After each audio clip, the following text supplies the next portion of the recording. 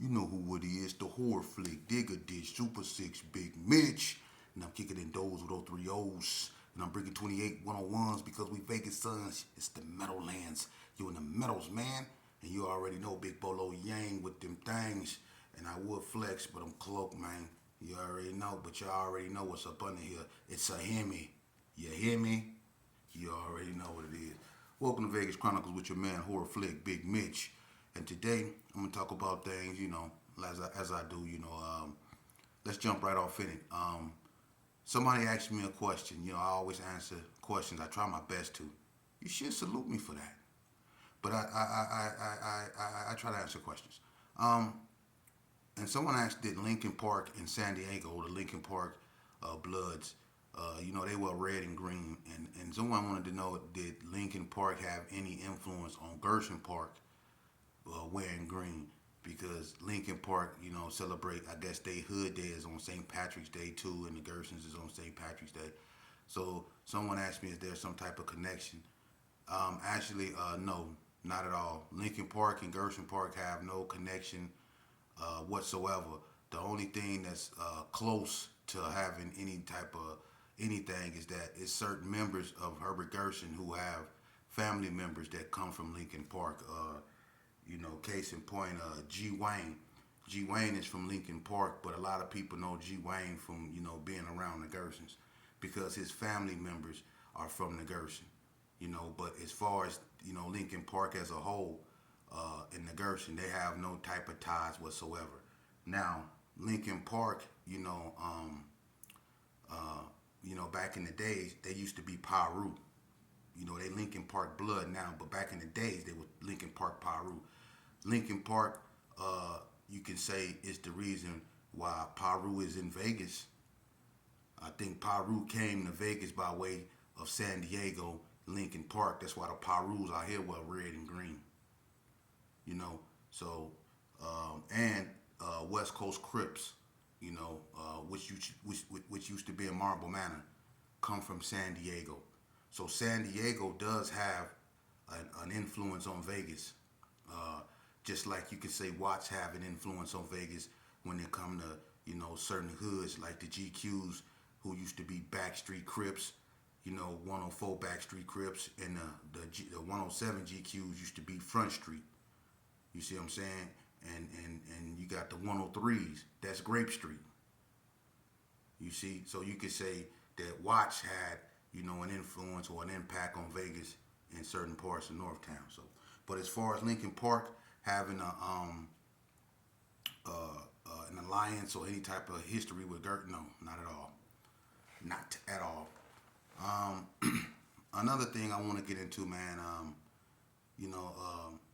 I don't know what's wrong with individuals, man. I shout out to everybody that been rocking with me, man. First and foremost, man. Vato, shout out to him, Loco Abdul, Sag, Melly, my girl, of course, Queen Marlena, everybody that's been rocking with me. Stabone rolling, you know what I'm saying? Bang my line when you can, Boney. You know what I mean?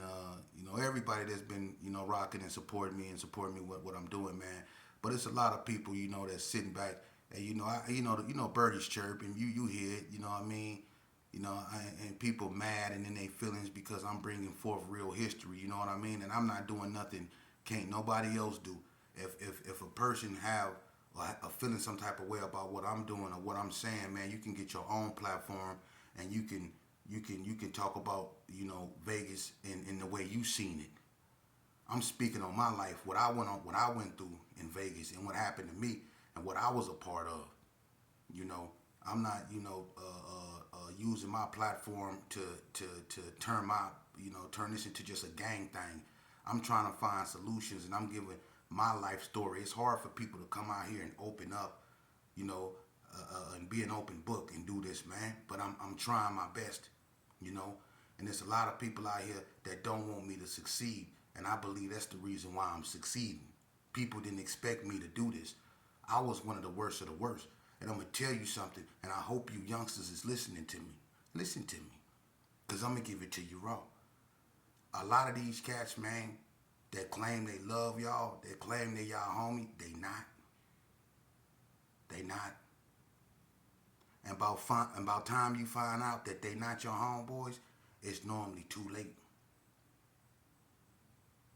Trust somebody that's been where you going. Trust somebody that already done what you doing. Listen to me. If I come back wearing the wounds of a game that you not playing, and I'm wearing the wounds and the wear and tear playing that game, and I tell you it's not worth playing, listen to me. I wasted my life playing this game. Don't waste yours, and I'm telling you not to. It's okay to be a nerd. It's okay to take care of your child. It's okay to go home at night after you get off work. You don't have to hang out. You don't have to be with the homies or care about what they think. Ain't nothing wrong with that. If we can all go back in time and undo the things we did, a whole bunch of us jump at that opportunity. If we can go back in time. But some of us are left with the scars of this game we played, whether it be life on parole, whether it be physical scars, whether it be mental scars. There's a lot of people that have lost family members due to this game. And a lot of people want me to sit up here and glorify this. You know how many people not here because of the decisions we made in these streets that we can't blame on nobody but us? When we was drinking them 40 ounces, listening to King T and all that other music that was putting these subliminals in our head that had us up out there acting crazy. See, we wasn't paying attention to the ruckus we was causing because it was so fun. We felt unstoppable. That lack of self-esteem, that void of self-image that we didn't have, we tried to fill it with carnage, disruption, devastation, destruction. We tried to fill that void because we didn't have self-esteem in ourselves. And anybody that dare had self-esteem to be normal or to be a tax-paying citizen and do good, we attacked them. They wasn't safe around us.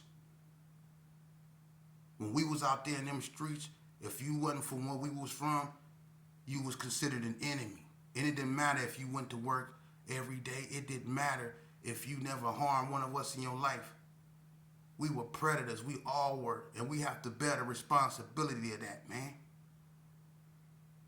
We caused the destruction in our neighborhoods. Didn't nobody come in there and do that. We done that.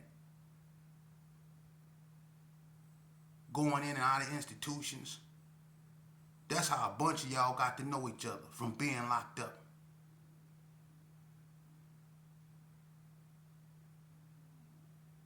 This is what you need to be telling your children. That's what you need to be telling your children, man. You know, because I'm gonna be honest with you. You know, they gonna get caught up in this game thinking that the guys that they hang with every day. Now, I ain't saying people don't got partners, you know, you got people that's real, you know what I'm saying? But trying to find one nowadays, like, man, look here. For real.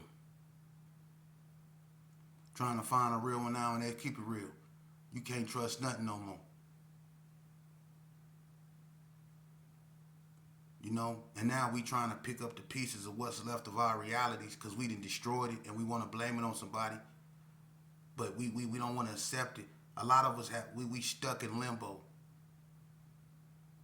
We stuck in limbo. We don't know which way to go no more. You see?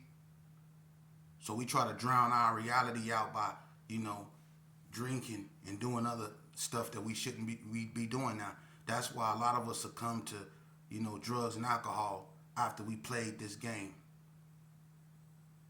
Because that void that we began with, that we replaced with the carnage and the destruction, is still there. Now that you're not playing that game no more, and you're not playing that fictitious character no more, and you have to face reality because you got too old to do what you used to do. See? That void that you had in the beginning is still there. So you replace it, you try to fill it with drugs, anger, animosity, bitterness, alcohol, and other stuff. Look at the OGs. Not all of them. Some of them A1 day one. But look at a lot of OGs and how the game did them. And look at some of the people that's your age and how the game done and is doing them.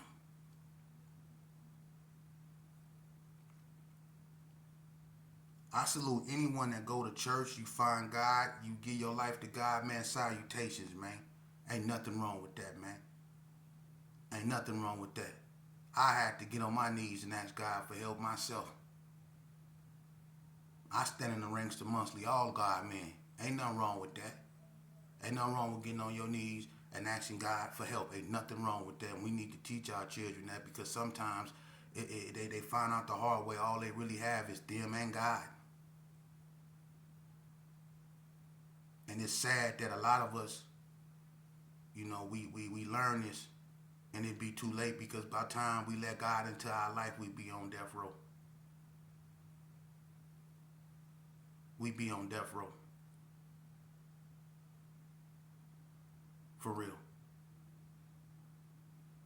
You don't have to go to the penitentiary to find God. You don't have to be afraid to embrace Him. See, this is what I want to teach the youth. This is what I want them to, you know, reinstill in them. We got to reinstate. They don't have self-esteem, man. They so angry. Our own children, they so angry. They so mad. And we not making it no better. We on these platforms yelling. We 50 years old. And we on here yelling like we 22 with another man talking about paperwork. Talking about stuff that they have no... I mean, you ought to be ashamed of yourself. You 50 years old talking about on this and on that. Are you serious? You got all these youngsters watching that. And they think that's the way to go. Getting into it with one another. They see these old dudes that they supposed to look up to, that they hear about, these legends are going back and forth with one another. Talking about pull up, DP, and all that. Are you serious, man? And y'all wonder why things are the way they are?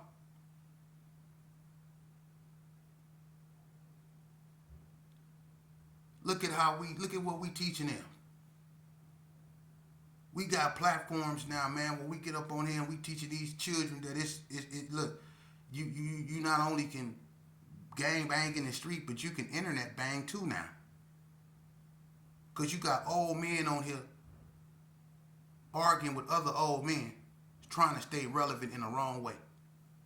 Instead of guiding these youngsters in the right way, man, we got to combat this. This is our problem. This is a us problem. Man, I keep saying that, man.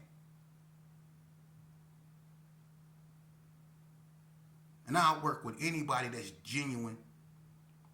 Don't be for the solution one day and then the next day posing in a picture looking like a goofball. Looking like you should be in a convalescent home or somewhere. Don't do that, man. God don't like ugly, and He don't like hypocrites. Either you gonna be one way or you gonna be the other way. A lot of y'all, man, come on, these youngsters is not dumb. They see right through y'all. Some of y'all is not, you know what? God go expose you. It's not for me to expose you. God go expose you. He go expose you. It's not for me to expose you. You know, but you use your platform as a stepping stone to get to where you trying to go. That's cool. But them same people you stepped on going up, it's going to be them same people you go find yourself coming face to face with when you coming back down, bruh.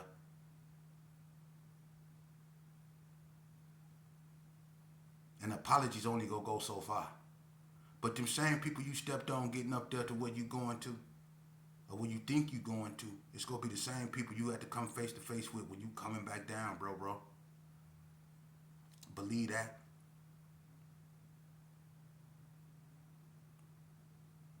It's sad too, because not only have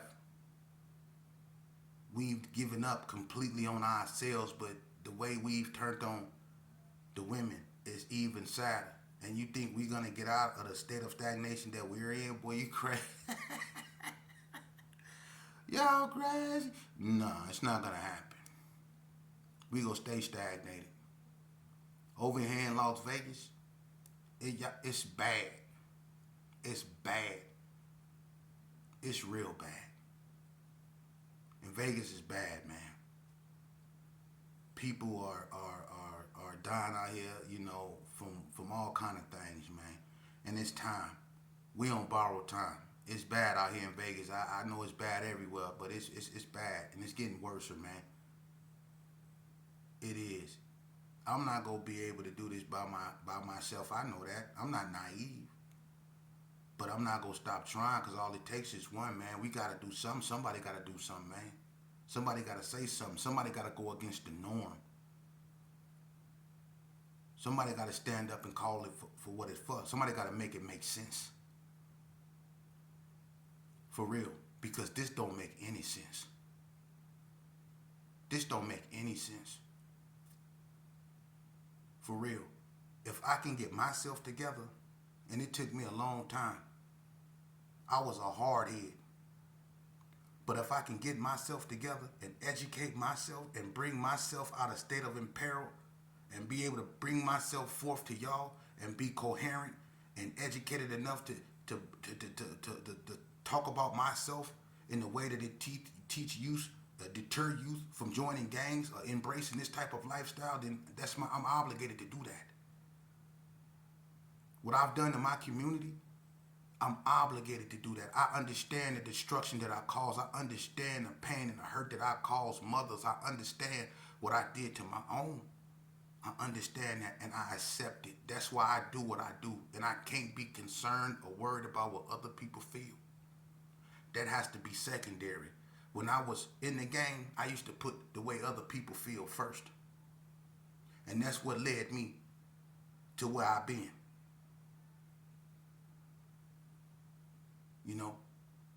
Which is in institutions after institutions and in situations that I didn't deserve or needed to be in. But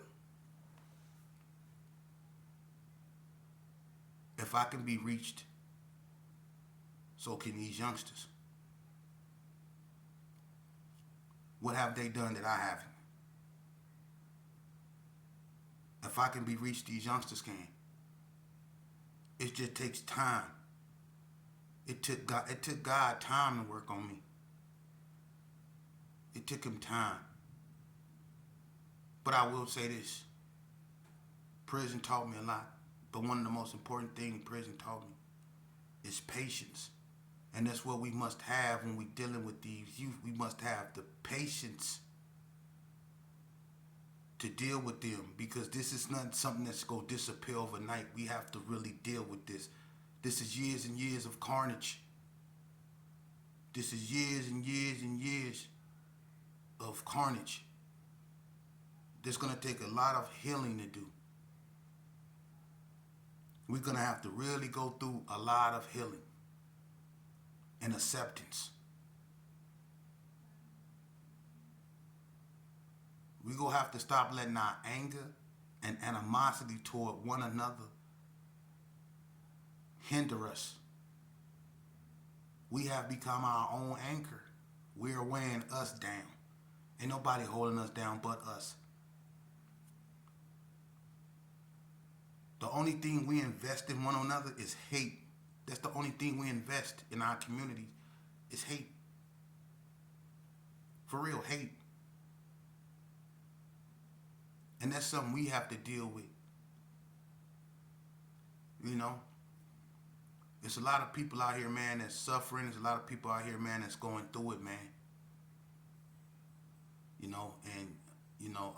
Once we realize all we really got is us, maybe we can reverse, that and start investing love back into our community, because that's what we void of. We void of love and compassion and empathy. Those things was the vanguard of what made our communities golden back in the days when we stood on grandma's principles. See, everybody know grandmama. When we lived by grandma's principles, we ate at the table. See, it was family oriented. Everybody remember grandma. When we sat at the table and we ate, grandma that cooked the breakfast at night. Grandma. See, when we lived by her principles, everything was golden. We wasn't rich. We didn't have it all, but we understood we had each other. See, it was all about family oriented, sitting at the table, eating, waking up Sunday morning with the windows open when the gospel music blowing. Grandma. Taking us to church. Grandma. When we lived by grandma principles, everything, and it seemed like when grandma passed away, everything became unglued, huh? Grandma. We lived by grandma principles. Pass the peas. Pass the peas. When we used to sit at the table, huh? And eat past the peas, please. See? We got to get back to that. When we looked at women as God intended us to, women, equals, better halves, significant others, queens. Huh? Yay. Dig that. Yay. Queens. When we looked at one another, not as homies. Not as homies. When we looked at one another as brothers. What's up, my brother? See? Y'all can keep that homie stuff. See? Let's get back to the days when we were brothers. Everything was family oriented. See? That's what we need, man. We need to do that. We need to start talking to one another again, man. That'll teach the youth. Because all of them ain't hardcore. Some of them looking for a way out this game. Some of them only in the game because they believe that that's the only thing that's out there for them. We have to show them that it's not. And we have to show them what it look. And we have to instill in them the self-esteem. And I know it's going to be like, how could you do that? How could you give another person self-esteem? By displaying yours. By first showing them that there is a thing such that is called self-esteem. By displaying the self-esteem you not have. That's how I teach youngsters how to embrace self-esteem, by in introducing them to the self-esteem that I got. And teaching them and showing them how I got it. By getting to know me. It's called introspection, looking within. This is what we need to be teaching the youth. So when you listen to Vegas Chronicles with Big Mitch, that's what you go get. Now, if you want that other jive, shucking and jive and stuff, there's plenty platforms for that. They cater to that. If that's what you like. If you like looking at the destruction and the desecration of your own people every day and that excites you, then you do that.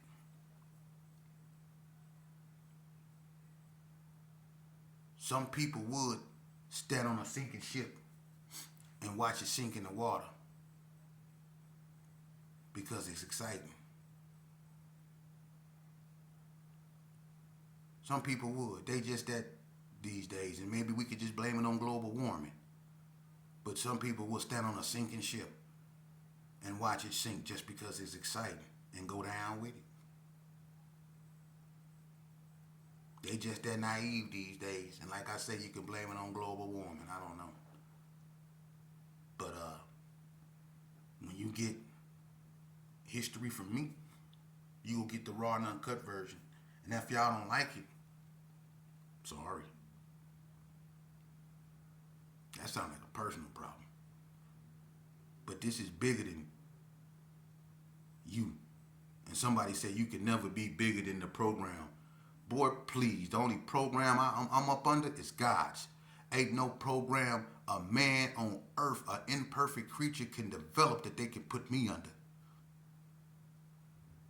I ain't under nobody's program. The only program that I'm on is the one I put myself on. And the only program I put myself on is when I put my face in this camera and give you the real, or when I'm in that gym doing what I'm doing. But I ain't on nobody program, so that you ain't never bigger than a program rhetoric, you can keep that, put it in your back pocket, and sit back down on it, homie. Because that don't work with me. I ain't on nobody's program.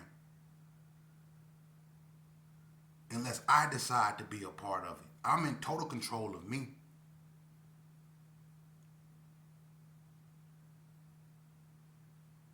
And that's what we need to instill. You just seen how I said that? I'm in total control of me.